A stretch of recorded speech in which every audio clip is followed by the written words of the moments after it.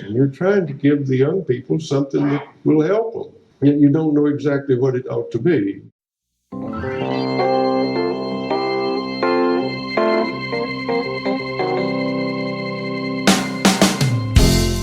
Hello again, and thanks for tuning into the podcast once again. My name is Drew Perkins, and I'm the Director of TeachThought Professional Development, and I'm happy to have you join us for what we try to do, which is to have heterodox and complex and interesting and sometimes difficult conversations about things that will hopefully help you as an educator better prepare students for the modern world.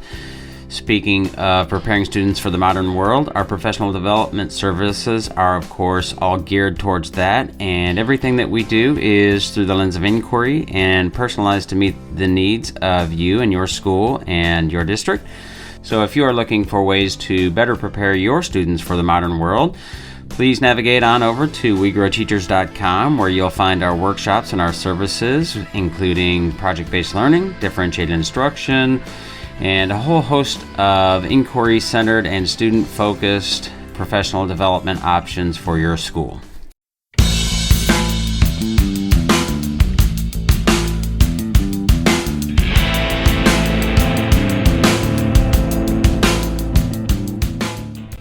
In this episode, I spoke with Jonathan Marks, who is the author of a new book called Let's Be Reasonable: A Conservative Case for Liberal Education. Jonathan is also a professor of politics at Ursinus College in Pennsylvania. I wanted to talk with Jonathan because I think the idea or the ways in which people think about liberal education, and as I have talked about liberal science, pulling from the work of Jonathan Rauch, is pretty closely aligned with actual conservatism in ways that many people would not really assume or intuitively think are true.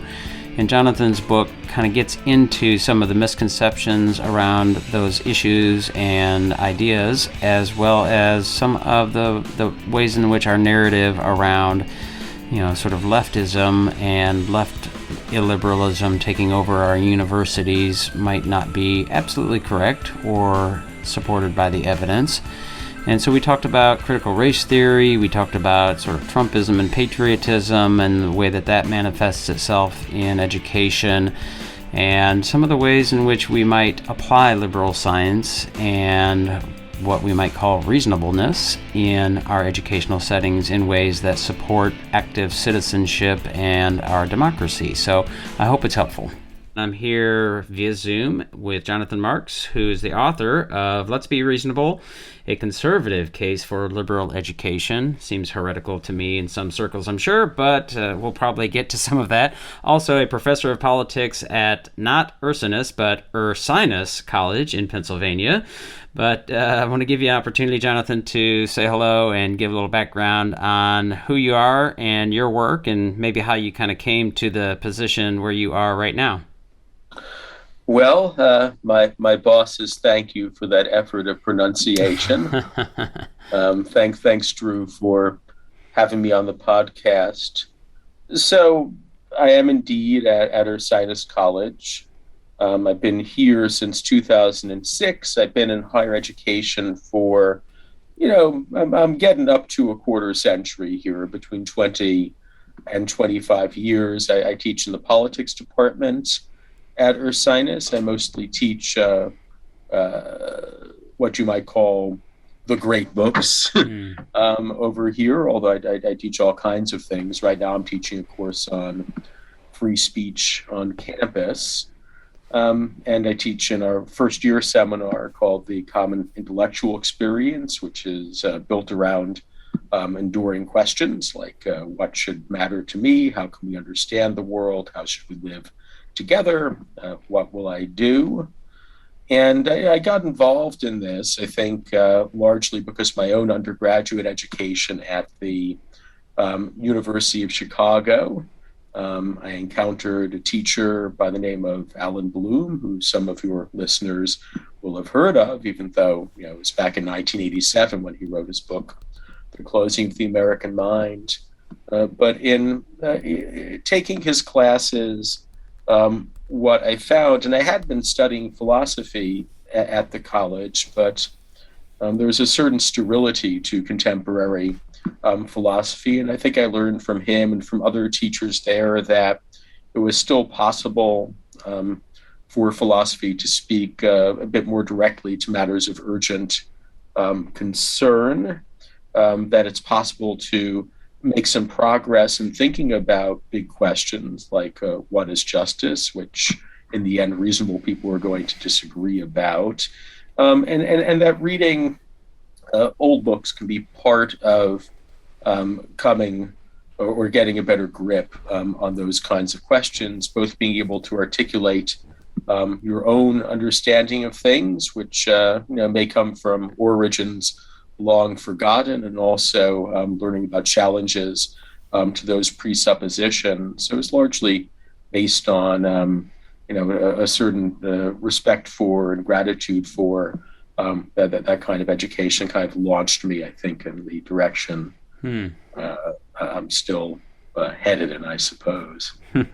Well, one of the things that, as you were introducing yourself there, so University of Chicago and free speech are often talked about in the same sentences, and I don't know when you were there and how much of that, how much free speech was an issue there, but they're sort of in lots of circles and lots of conversations sort of held up as a gold standard of freedom of speech. Was that happening, or was that a real issue when you were there? Well, one of the interesting things, so Chicago, you may be thinking of their Committee on Free Expression, which came out with a statement in favor of free inquiry and expression that's been used as a model by many colleges and universities since. It wasn't that long ago, though I can't remember what year it came out. But, like such statements should, that statement drew on the history of the university, right? It said, well, this has really been a part of the university for a long time. They quoted the president who was president when I was at Chicago, Hannah Holborn Gray. They went all the way back to Robert Maynard Hutchins, a long ago chancellor and president of the University of Chicago. And, I think indeed when I was there, and it is built into the institution, realized to a greater or lesser extent at any given time, any given moment in its history, but there is a devotion to the free exchange of ideas there. Yeah, so the book, which I really enjoyed, it's about a lot of these sort of things, and one of the reasons I wanted to talk with you and have you on the podcast is because what I perceive is a larger problem than much of what our sort of culture wars and media and social media and all of the relevant players or irrelevant players, as it might be yelling at each other about, whether it's critical race theory or patriotism or fascism or Russiagate or whatever, is what I perceive as a larger issue overlaying all of this, which is illiberalism. And so, free speech is certainly a big piece of that. And maybe it's best to get a sense, because I want to talk about the importance of that, and especially from a conservative perspective, but I think it may be important to sort of define and operationalize some of these terms so that folks know how you think about conservatism and liberalism and liberal education. So how do you define, sort of conservatism, which seems to me at this point with, most people would say, oh, Republicans are conservatives, and I don't think they're synonymous and becoming increasingly not synonymous. And so I'm curious how you define conservatism. Okay, your word operationalism frightened me a little bit. I'm not going to have to do math, am I? No. Okay, that's excellent. So I do talk about this in my book. The book is a conservative case, not the conservative case for liberal education. So I recognize that there are different strands of it. And I'm going to walk back a little bit and talk about the different strands briefly, but I'm going to talk mostly about the strand that I represent. I'm happy to talk about others later on, but at least in the United States, conservatism is the name of a intellectual and political movement And it's made up of, or has historically been made up of, a strand that worries about the decline of traditions and religions in modern societies, and worries about the state as a kind of vehicle of modernity and secularization. You might call that the traditionalist wing of the party. And then there's another wing of the movement, I'm simplifying greatly, but another wing of the movement that worries about the government not so much as an agent of secularization. Often these people were quite secular, but just worries about the state as a threat to our liberties, right? And that's the classical liberal strand. And often, those two strands really disagree with each other about some pretty fundamental things, but that they've got common enemies, right? And they've got some common goals. For a long time, they had a common foreign policy enemy, again, for different reasons, namely communism. You might think of anti-communism as a historical wing of the movement that's now sort of looking for a new way to coalesce. But when I think about conservatism, I think of it in this way. And the funny thing about the United States is that when you're trying to conserve, the principles of the revolution or the founding, you are trying to preserve a kind of revolution. And historically, that's a lot of what conservatism has meant in this country. So you're trying to conserve, say, the principles of the Declaration of Independence, understood as especially or uncommonly able to withstand rational scrutiny, right? So reason enters to conservatism in this way. Think, for example, about what Thomas Jefferson has to say. He says that the right to the free, unbounded exercise of reason will tend to support and spread the principles of the Declaration. So reason enters into conservatism that way. And at the same time, conservatives tend to be a little bit skeptical of reason too, at least many conservatives skeptical of reason too, understanding that, we're not purely rational beings. It's difficult to get reason to have much of an impact on human life and on politics. There are numerous obstacles to trying to be reasonable. And so we keep those obstacles in mind and try not to be too optimistic or utopian about what can be accomplished in politics. So in a way, you might call this enlightenment minus. That is to say that if you're trying to conserve the principles of the founding, then at least on one understanding of the founding, you're trying to preserve what you might call enlightenment principles. That you have a high confidence that reason can do something in politics, but the minus part is that one understands that there are enormous impediments to the triumph of reason in the world, or even in the individual mind. Yeah, well, it is interesting to see, and again, I one of the things as an education advocate and thinking about how we do this well, it seems to me that we're seeing the sort of illiberalism on both left and right in some pretty concerning ways.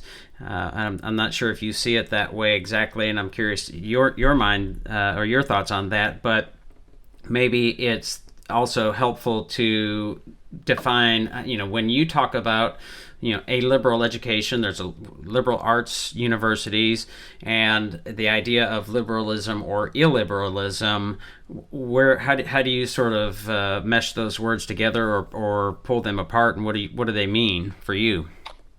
Sure. I'm happy to talk about that. So, maybe I'll start just with liberal education and see where we get from there. So, liberal education, as much as I think people disagree about what it is exactly, almost any advocate of liberal education will agree that what liberal education means is educating for freedom. And that has at least two aspects: educating for freedom civically or politically.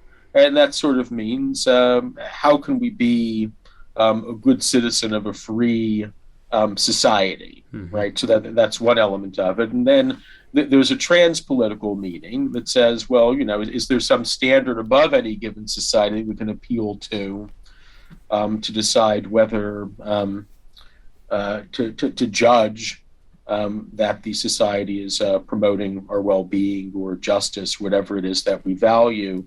And that is a freedom that goes beyond any particular political order that you find yourself sitting in. So there's the political and trans-political meanings of liberal education. Now, one problem that we've got, I think, especially in achieving the second kind of freedom, and I think it does also tie into why people become politically illiberal too, is that we're emphatically partial beings. I draw especially on the political theorist John Locke, 17th century political theorist, thought of as a forerunner of American liberalism, small L, the principles of the Declaration, again, not so much Nancy Pelosi as the Declaration of Independence.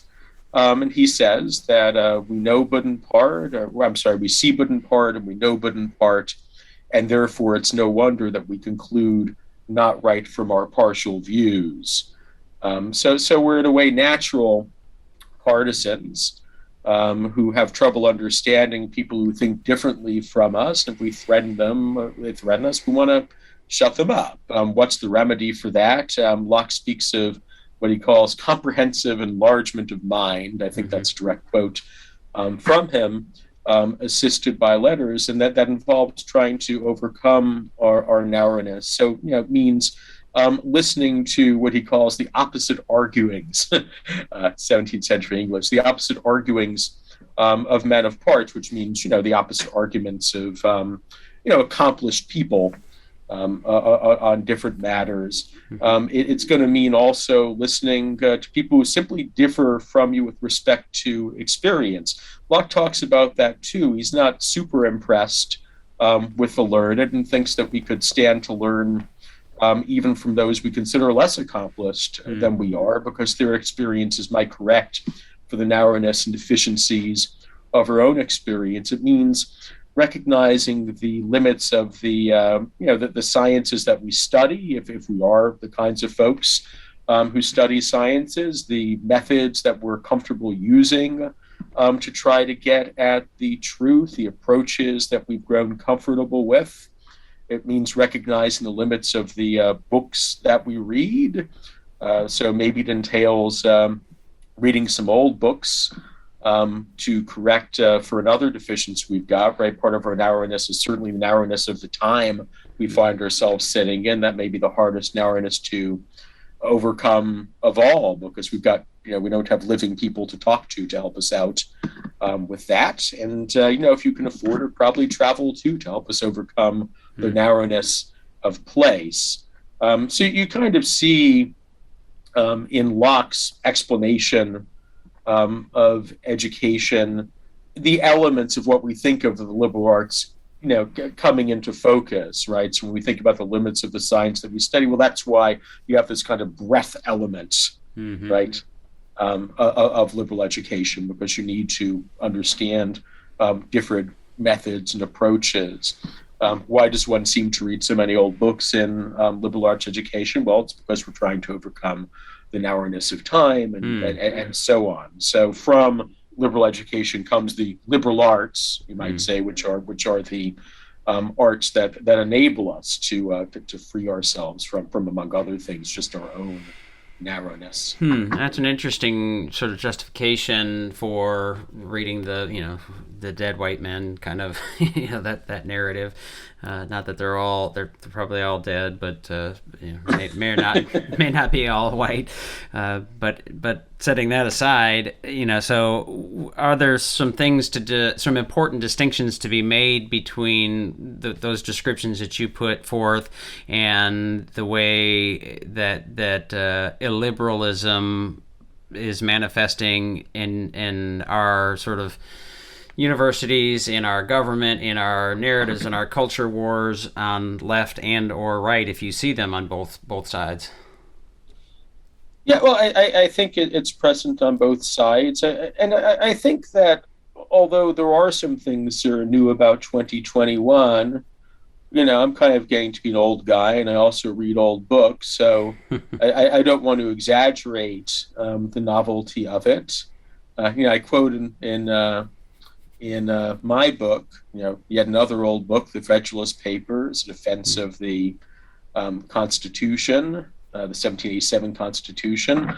And in the very first Federalist paper, Alexander Hamilton is talking about what the character of a great national discussion is. And he suggests that in the discussion of the Constitution, just as in other cases of great national discussion, where big principles, big interests are at stake, he says a torrent of angry and malignant passions will be let loose. And what happens every time a torrent of angry, malignant passions are let loose? Well, you want to crush your opponents. If you can't crush them directly, then you want to get the better of them. If not by force, then by fraud. So you misrepresent them, you lie about them, you exaggerate their defects, you don't talk about elements of their argument from which one might learn, and so on. So I think that's a source of illiberalism that you find more or less in all times and all places and all sides. In other words, of course, you're going to find that both on the right and the left. Now, if 2021 happens to be a greater time, as it seems to be, for what we call affective polarization, right? That is to say, polarization not so much about issues as polarization about how we think about the other tribe, right? Maybe we don't even differ that much about issues. We just hate them, right. There's a strong tribal sense. If that's true, which there's a lot of evidence. Sure. If that's the case, then it's not surprising that's rather worse at the moment, right, than it has been at some other times. Right. Well, and in the book, it's interesting because you make, I think, some counter arguments to what is especially in sort of right-leaning, if we want to call it conservative media narrative, is that the world's going to hell in a handbasket in our universities, right? That the incidents that we see with, I guess, Nicholas Christakis, I think it was at Harvard, and Evergreen, and that those students who are really leftist and very highly illiberal coming from the left are critical race theory is taking over our universities and our K-12 and all of those things. You sort of make some counter arguments, if I'm understanding correctly, that let's not get ahead of ourselves here. Am I reading that accurately? Yes, that is to say, some of my book, especially the second chapter, does track some conservative criticisms of higher education, explain some ways in which it seems to me they're true, but I think they can be exaggerated, and that there's a real tendency toward exaggeration just at this moment. That's to say, maybe it's always been there, but you see conservatives talking in more and more heated terms about what's going on at colleges and universities, quite as if things are so bad that there's not much point in trying to implement reform, at least at very many universities. Better to cheer on any problems they might be having, hope that they burn down, and see what might arise out of the ashes. That there's talk about how really our children are being corrupted, right, in these places. Talk about colleges, universities as sort of outlaw campuses, as a phrase that one conservative uses, and I don't think that's quite true. There is some pretty deeply embedded left-wingism, let's say, sure, at colleges and universities, but there's a lot going on at colleges, universities, and there still is dedication among most faculty members to a professional ethic that's closely related to the kinds of things that we've been talking about. So even if you have a very strong opinion about things, you should enable students to see strong arguments wherever they might come from on different sides of an issue, rather than just tell them the side that you hope will prevail. There's still a pretty strong professional ethic that sort of works against some of these other tendencies. So Nicholas Christakis, what happened at Yale wasn't great. Some of you will have seen the video of Christakis being yelled at, the ways in which he should be ashamed at, more or less defending his spouse for, in turn, criticizing the administration for being too paternalistic about how young people dress on Halloween. And that is a hard scene to watch. I mean, he's surrounded by students. They are screaming at him. It seems impossible for him to try to make an argument. That's all very bad. On the other hand, not long after that, Nicholas Christakis was promoted to Sterling Professor at Yale University. It's the highest level, highest honor you can get at Yale. So it's not the case that Yale is some kind of, gulag or cesspool in which people like Christakis are unable to operate. They have a wonderful program called Directed Studies, in which students do encounter big questions, great old books. Not every student goes through that program, but any student who cares to can apply for it. So sometimes I think that, even conservatives, are too consumer oriented about colleges and universities in the following way, right? They expect their child to arrive at university and not have to make any decisions about, what professor to seek out or what program might be good. And so, there's not much attention to programs like Directed Studies, which are great, which are wonderful programs. And instead, there's focus on, what happened to Nicholas Christakis or what training my child has to encounter in the dorms. And those are all parts of colleges and universities. But, I think young conservative students should be encouraged to, seek out the best at colleges and universities. And at most colleges and universities, there's something pretty good to seek out. Yeah. Well, it is an interesting dynamic that is certainly magnified, or it seems intuitively certain that it's magnified by media and social media. You take the exceptions, the extremes, and we publicize them, and we see, as you said, Nicholas Christakis and a few other examples, and they are hard to watch, but is that the norm? And as we deal more in the K-12 world, certainly outside of it at times, but this sort of idea and this narrative that quote unquote critical race theory, which has now been broadened and flattened to mean all kinds of things, is taking over our K-12 and these people at school boards yelling and screaming and now being potentially domestic terrorists, according to the news headlines of this week. And I am highly skeptical of critical race theory and the sort of liberal strains of leftist sort of thinking, and some of the things that come with that kind of line of thinking. It's not all that. It's not always liberal, but I'm waiting for the evidence, and I work with schools around the country and around the world. I'm waiting for the evidence that it's widespread, and what I would say is in the K-12 realm, and I would imagine this probably is also true in the university and college realm, is that there are probably some geographic pockets, and that there are some classes in places in which you might see more of it. I'm in Kentucky, and outside of Louisville and Lexington and maybe northern Kentucky, which is near Cincinnati, which very well maybe you'll see more sort of liberal left-leaning minded educators.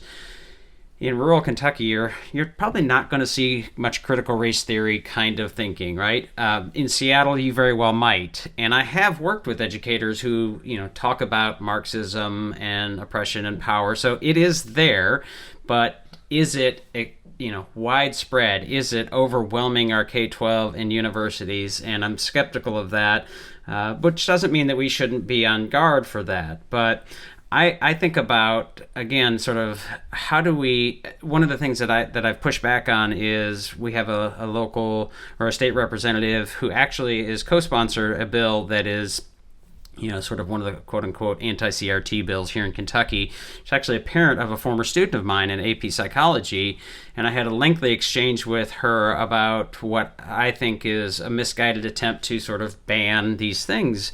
And my suggestion in these cases, almost across the board, is let's not ban things, because to me that seems illiberal, but would it work? And I'm curious, would it work if we really wanted to take action as a legislator or politician or educational leader? How do we put things in place that are toward the goal of teaching via liberal science, so that we are opening all things to question, and that there are no personal authorities, that process is something that we continually rely upon. And I'm curious if that makes any sense or resonates with you, and how that might even look it seems to me that should be what we should be doing as a default, but maybe that's not the case. Yeah, so I have about 9,000 things to say about that. There's a lot of stuff there, Mm-hmm. and I want to make sure I get your last question. What can be done? But I want to start at least with your question about so how widespread issues are, and one of the differences between and I'm going to push in a different direction than I just was, Mm-hmm. and show another side that I think is important. One really big difference between the 1990s, in which there was a lot of talk, just like there is now, Mm-hmm. about now cancel culture, then political correctness. Mm-hmm. I was on campus then, and that was a big issue that leaked into the national media, and there was a huge fight about it.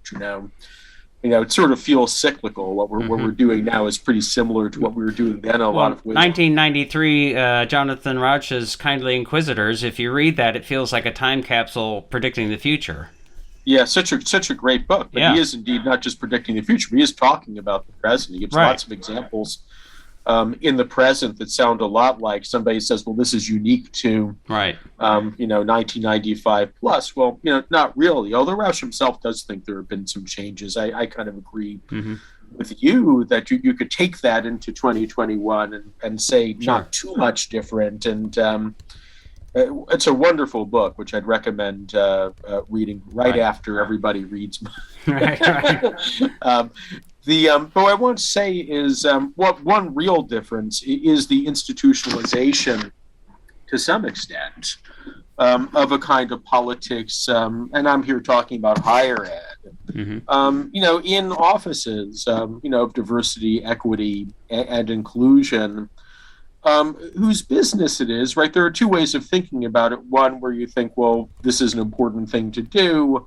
The other where you get worried, right? One way of thinking about it is that, many campuses are increasingly diverse, right? And, under those circumstances, people don't always get along. You may have to be attentive to students who are making adjustments to living in a different kind of environment they were living before. And, Mm-hmm. These offices partly do that. But these offices are also sources of controversial, and I think it's fair to say, political/politicized understandings of how best to resolve these kinds of problems. Right. So, that's where you get talk of, emphasis on microaggressions, a concern of getting really down deep into the language that we use, Right. our hidden, subconscious assumptions, and so all controversial material, really, that are institutionalized now in these offices.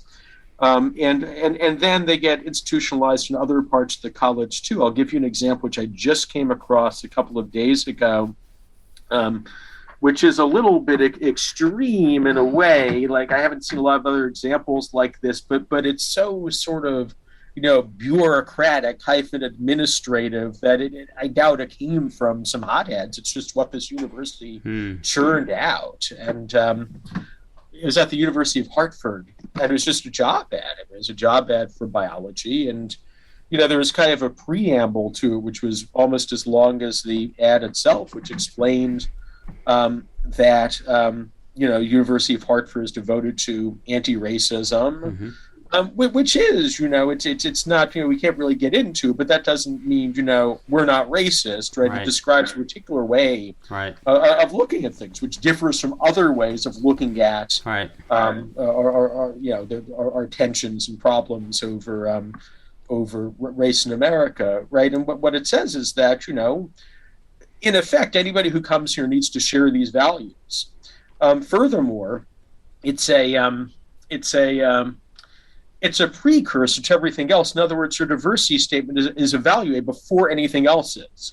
Right? They knock out people at that stage. Right? If you don't get over the diversity hump, you're not going to make it. Now, the University of Hartford is only one school, but I think I may be wrong about this, but there's at least one big state system that has adopted this idea also, without quite as narrow, seemingly, an understanding of what anti-racism is, but the same idea. You have to get through the diversity sieve before you can go any further. And that strikes me as pretty illiberal and very strange, right? In other words, you can come to the university and not believe in academic freedom, and that's fine. You can come to the university and believe that what you really ought to be doing is subverting what's going on at the university and turning it into an instrument, right, for fighting U.S. fascism. That's not a problem, right? But you have to, before you can go, either lie about your dedication to these values or actually be dedicated to them. So the institutionalization, I think, is something new, and it's something that conservatives, justly worry about, because it seems like if you're heterodox and race issues, like Glenn Lowry wouldn't get through this sieve, right? To speak of someone who talks a lot about race. John McWhorter wouldn't make it through this sieve. And these are not people who are indifferent to racism. They just hold a different view than many administrators sitting in diversity and inclusion offices hold. So that's sort of pushing the other direction, right? I don't want to get alarmed. The diversity and inclusion office is one neighborhood, you might say, in the university. And generally speaking, if you have to do a diversity statement, it's one part of an application that may or may not be taken seriously, right, by folks who are, evaluating you for a position. But I think conservatives are right to be worried about this. But getting back to the question of legislators, I'm pretty worried about these anti-CRT bills. I teach critical race theory sometimes. In fact, in my freedom of speech class, we're about to discuss critical race theory, right? We just read a bunch of arguments in favor of basically U.S. First Amendment-y principles of free speech. We read some John Stuart Mill, and now we're looking at the other side of it, from various perspectives, not just CRT, but some others too. There's also a conservative case against free speech. You sort of have to look at different views, right? So the solution is not to, ban certain concepts. Not all of the bills do that, but the solution isn't to ban, certain words, certain concepts, or something like that, because that too is illiberal, and these things, probably should be taught. So what they're targeting is indoctrination, right? And how widespread that is, who knows? I think on college campuses not varied. Especially among faculty. I do think some of these sessions that are run in the residence halls come pretty close to trying to shove people into believing in a certain manner. But generally speaking, I don't think indoctrination is a huge problem in the universities. I also agree with you about K through 12. It varies from district to district. That's part of federalism. You might want to look at what's going on in ed schools where people are getting certification and take a hard look what's going on there. But I think that generally speaking, particularly at public universities, generally speaking, legislatures, exercise their power more or less, in, working with, Board of Regents or whatever the governing body is called. You have some influence over who's going to be, chancellor of the system. And that's how you work your influence, right? Having these ham-fisted bills that are designed to squelch something that may or may not be a major factor in very many classrooms and doing it with a kind of hammer that makes even somebody like me thinking, well, am I going to be able to Right. teach Right. important critical race theorists in my classroom? That's not the way. So we're in an unfortunate kind of pincer movement right now, at least in higher education, where you do have some internal illiberalism and also an absolute refusal, at most colleges, universities, to even consider, right, the problem of political lopsidedness. Yeah, which is a problem because that just opens the door, right, to folks who want to pass these bills, right? You should try not to actually look like what they're saying you are, but colleges, universities don't make much of an effort in that department. Right. Then you've got, sort of, mostly cultural conservatives, I'd say, who either actually believe or find it useful to say they believe that there are terrible things going on in K through 12 and at colleges, universities, and to set themselves up as either radical reformers or enemies of those systems. Now, on the third hand, you've got kind of what you might call kind of a more, I wouldn't even call it conservatism exactly, but let's call it business conservatism, if you like, where, there's a strong emphasis on, I'm exaggerating quite a bit, but we need to turn out students who are going to be ready to, work, whatever program we use to do spreadsheets at the moment, because we don't want to have to train them to do that. And so there's a kind of vocationalism which kind of narrows what a lot of educational institutions wish to do. And I think in a way is a primary motivation, more than cultural conservatism, more than, upset about dead white males, which is leading to boards of trustees saying, we really can't afford this classics department anymore. We better get rid of it. We can't really afford to have this philosophy department anymore. We better get rid of it. And even we can't afford to have this biology or physics department anymore.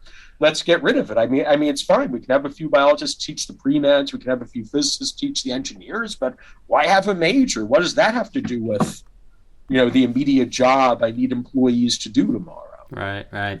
Well, it is interesting, the sort of the proliferation and the usefulness of trying to pass these bills, and that's something I brought up to the legislator I mentioned here in Kentucky, is like, I'm not accusing you of this, but I have suspicions that this is in some ways meant to get some votes, and she denied that, which is fine. It's neither here nor there, but it is something to consider, and it does seem politically useful to engage in that us versus them kind of narrative. And it strikes me as such we talked about free speech as we sort of started this conversation, and the same or similar kinds of dynamics that are at play of who is holding the microphone and who has the power versus the precedents that are set to that may be exploited. You talk about anti-racism and the ways in which that has been defined mostly by Ibram X. Kendi, and I have not read his book, but I've seen some of his talks and certainly some of his writings that are outside of his book. And one of the things that, and to be fair, it was, I think, meant to be like, I think he was asked to say, an extreme, if you could wish for the sky or some version of that. So maybe he doesn't truly believe that this is a good idea, but he put forth an idea some time ago, a sort of fourth branch of government that would identify racist policies and racist things, and that government, that branch of government, would not be subject to elections, and so some of the accountability pieces of liberal government, classic liberal government, would not be in place. And so one of the things I did as a sort of thought experiment with some folks who were really in defense of Ibram X. Kendi, and not everything that I've seen him say I would criticize, but I replaced the words anti-racist or those versions of it with patriotism to make it basically something that one might imagine Donald Trump and his folks might put together, and said, what do you think of this? And they went, oh, that's terrible. That would be an entryway to tyranny and awfulness. And I said, all right, so now why is it okay if if it's anti-racist. And there are some differences between patriotism and racism, certainly historically, but it was an interesting sort of test of like, how do we not see that if we go down that road in this direction, even though you think with your moral absolutism that this is morally right in the way that we have to go, that at some point that's not going to get used against you in a way that very well could be counterproductive at best and destructive and destroy our democracy at worst. And so it brings to mind the question. One of the things in your book you talk about, civic education, and an interesting way to talk about it or think about it, and perhaps the way that I think about it a little differently, it sort of gets at the question of teaching as a political act, and your assertion that I thought was interesting of sort of civic education as being sort of inherently partisan, right?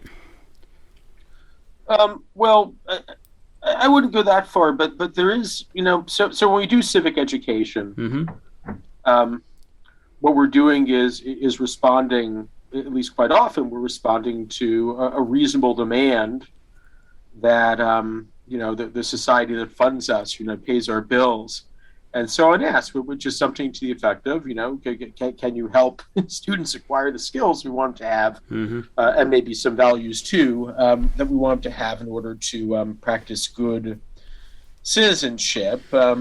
There is a partisan element to that, and that means that, in my political science department, even though probably to understand politics, Argentina and Sweden are just as good examples as the United States, I'm going to spend a lot of time on U.S. civics, right? More than I'm going to spend on some other countries, just because, this is where I sit, and this is part of the job we're supposed to do. And colleges and universities, they can't afford to, ignore that. We're just we're sort of locked in a way to that system.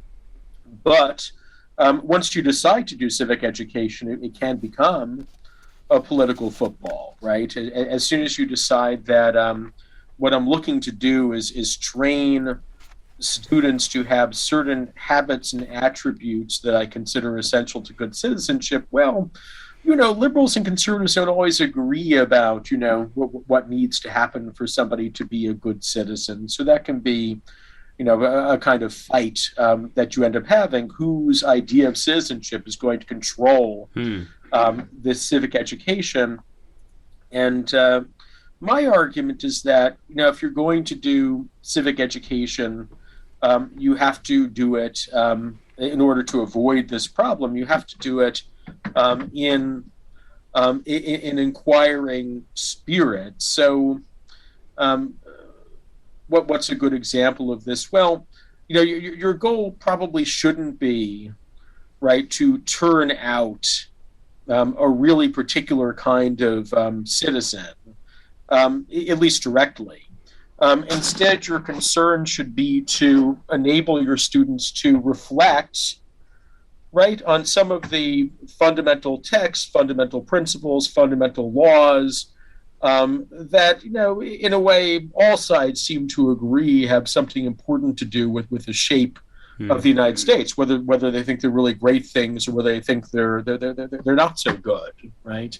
Whether they think the Constitution was inherently a pro-slavery racist document, or whether they think that there are anti-slavery elements in it.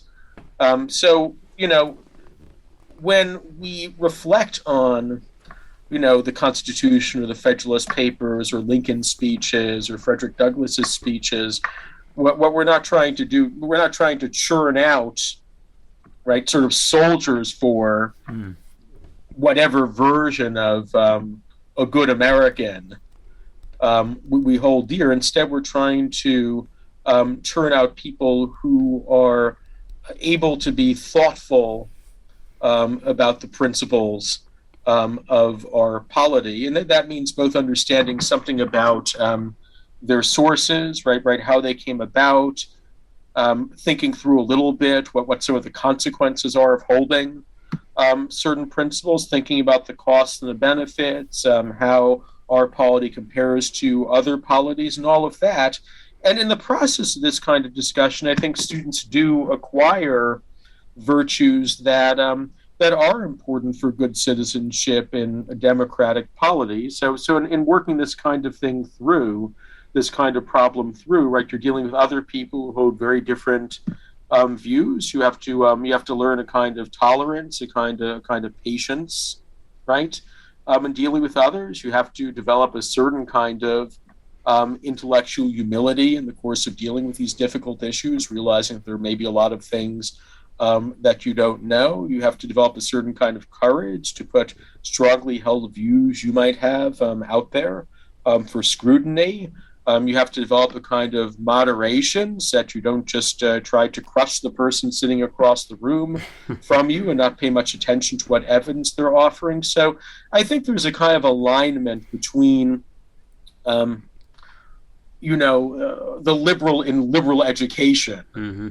right? It's not a complete alignment, but a partial alignment between liberal as in liberal education and liberal as in liberal democracy.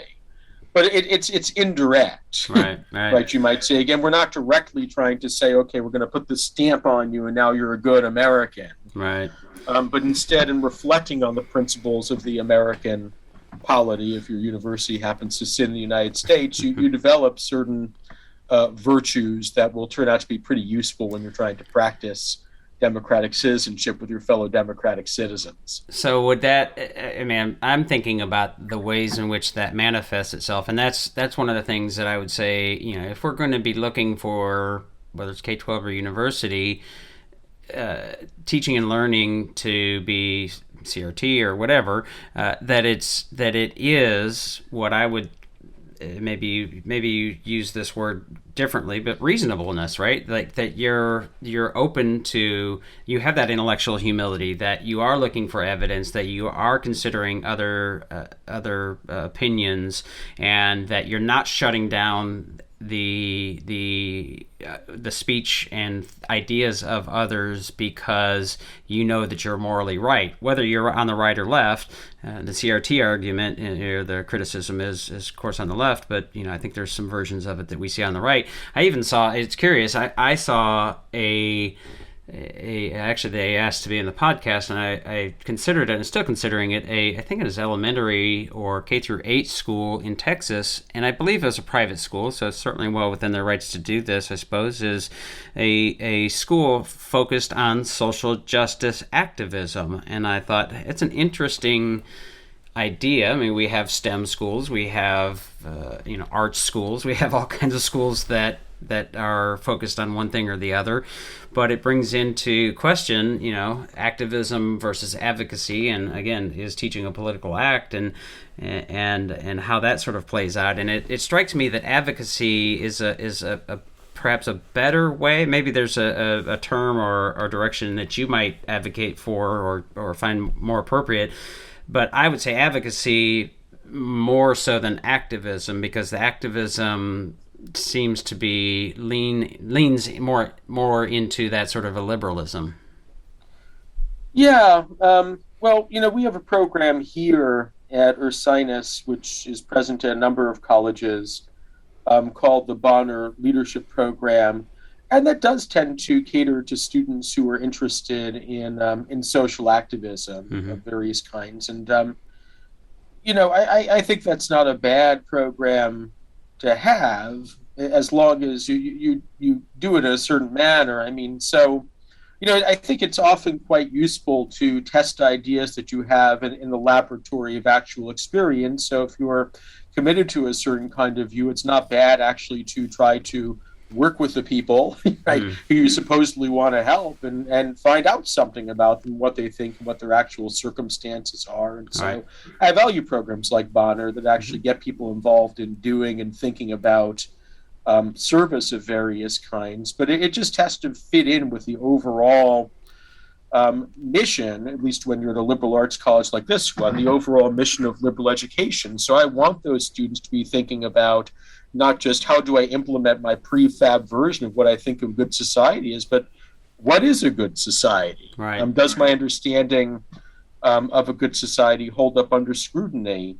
And it's not just about carrying through my desire to help people, but what does it mean to help people, right? How do I find out what's good for them? What am I trying to do there, right? So it's fine just as, students come in here to do business, they come in here to become clinical psychologists, and I guess it's all right with me if they come in here to be social activists as well. But, my hope is, and I think we really do this, Action Urbana program, the guy who leads it, Christian Rice, is a graduate of our college and a wonderful person, I think deeply committed to what we do here. But I think that, the liberal education piece has to come first, has to govern everything else. Right. And to go back to something you mentioned earlier, I think also about activism, the trouble we run into, I think, and this is true even at liberal arts colleges, right? I mean, if you ask, Professor X, Y, or Z, right, do you feel that it's your job, right, to get people committed to some values that you hold? I think, I've never done a poll, but the overwhelming majority would say no, not really. In other words, I think most of us hold, in our minds and in our hearts, dedication to what you've described as roughly speaking, liberal principles, right? We do think our students should be exposed to different arguments. We do think that these are questions, there are fundamental questions that really are questions, right? About which reasonable people disagree. I mean, I'll go back to Ursinus's core, not for this to be a big ad for Ursinus, but again, the core is centered around sort of big questions. What should matter to me?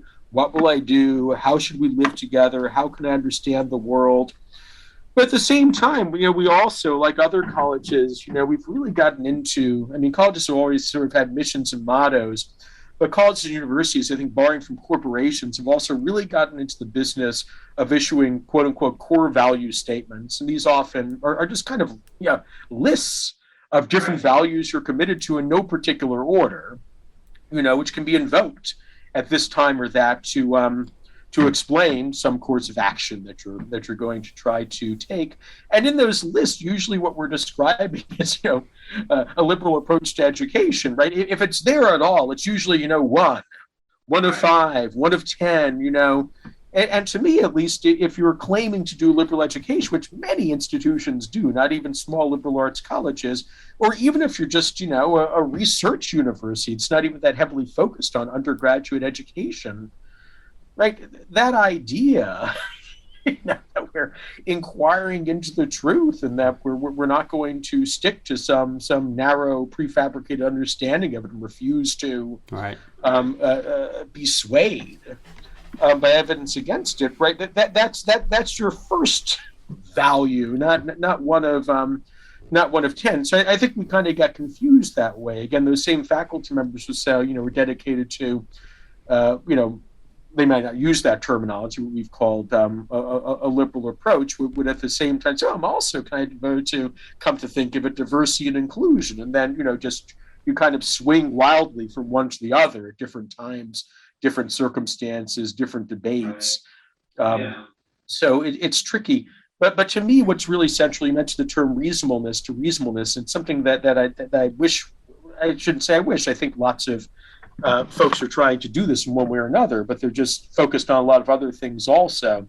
Reasonableness is, you can say it's, a set of cognitive skills, right? That's one way of thinking about it, how we distinguish, strong from weak arguments, good explanations from bad ones. But, many people who are not at all liberal, are reasonable in that sense, right? They take that stuff and they use it as tools to get the better of other people, like a lawyer advocating for a case, not to disparage lawyers. My spouse is a lawyer.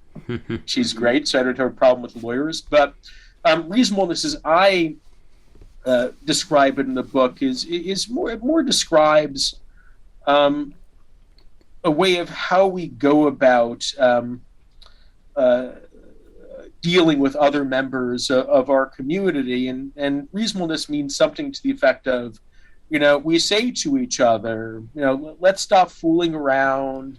Let's stop, pumping up our tribe, whatever tribe we happen to belong to. Let's stop trying to show off. Let's stop trying to win. And instead, let's try to see what valid conclusions we can draw from what we think we know. And if it turns out that we don't really know it, let's find out what it is we'd have to find out in order to be able to draw better conclusions. And to me, that's what I really want to try to get across to students in some ways, and also, how I'd like my colleagues, right, to encourage each other, because to do that is actually extremely hard. I think we really overestimate our ability to do this just because we're professionals. We kind of have to check each other, hold each other accountable, try to form a certain kind of community in which we're all encouraged to do that.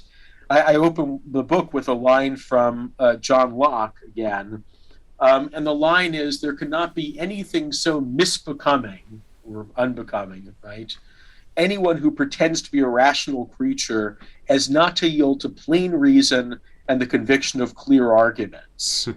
Right, and that's describing a kind of vice that I think lots of us have, right? I mean, we hear a knockdown, drag-out argument against our own position. We have no idea how to answer. We're befuddled for the moment. We might even acknowledge the problem, and then a day later, we're back making exactly the same argument we were making yesterday.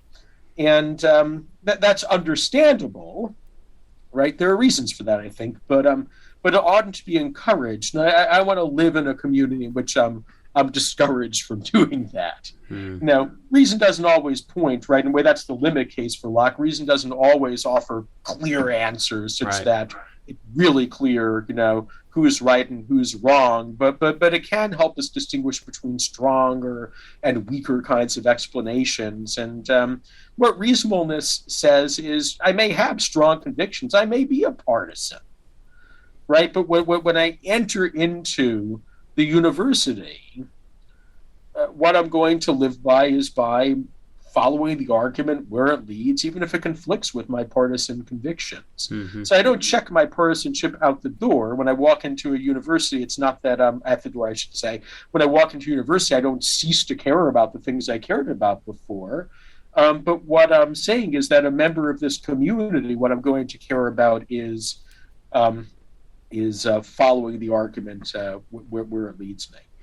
Yeah, well, again, social justice or patriotism or patriotic education, which has been, pushed forth in the last 4 years, as there's some versions of that, and I would say, a liberal social justice versus a critical social justice, or a liberal patriotism versus an illiberal patriotism, are the distinctions that seem important to be making that we're not making in much of our sort of culture war discourse. And some of that, I think, gets back to one of the things you mentioned a little bit earlier, but talk about for at least fairly significantly in the book, about the sort of consumerism and one might say a coddling of, like, the experience of a university at this point. In many cases, is you've got to provide such an environment, both physically and tangibly, but also in some cases, at least the argument is that ideologically, that it's safe spaces or some versions of that is not that challenge that comes with that liberal sort of approach to being challenged on the ideas and trying to figure out what that other person is thinking, where I might be wrong, and can I change my mind as quickly as possible, because if I'm wrong, I want to be wrong for as short a time as possible, versus I want to prove to the other side that I am right, and I'm going to steamroll through and make sure that everybody does what I think is morally and absolutely right. So, Jonathan, I'm mindful of time here. I'm wondering if there are any things that we have not talked about that you think we should have or should be talking about before we jump off here. The only other thing I'd want to mention that is part of the book, but I also think is really important is, one part of trying to be reasonable is recognizing how much you don't know. Mm-hmm.